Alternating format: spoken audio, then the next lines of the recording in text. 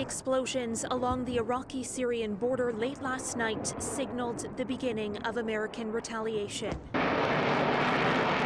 B-1 bombers taking off from their base in the U.S. to hit 85 targets in the two countries, linked to Iran and its proxies.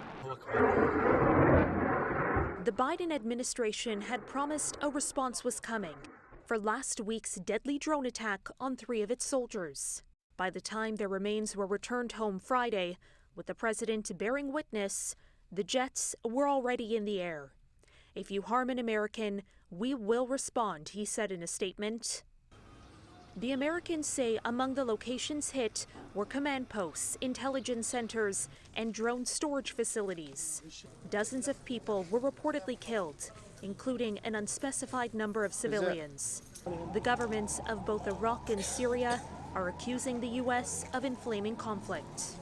It does represent a type of escalation, but I do think it's a rather measured escalation. Even as President Biden vows these strikes would not be the last, his objective has been to avoid direct confrontation with Tehran, but a solution for dealing with Iranian proxy groups attacking U.S. interests in the region remains elusive. So far, there really hasn't been anything to confront or address or seek to deter Iran's role in pumping the bellows of this fire. They came down about in the middle, which is where I would recommend they start, which is striking Iranian forces and assets outside of Iran. But also there's the art to it as well, as determining with the input of all involved what might be the reaction of the Iranians. And that is now the big question.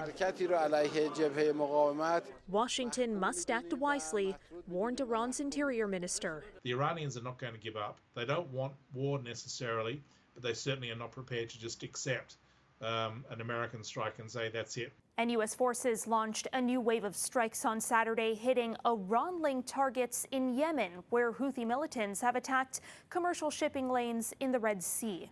The latest in what the Americans have cast as a multi-day retaliatory campaign that, for now, is aiming to strike a balance between deterrence and de-escalation. For City News, I'm Caryn Ceolin.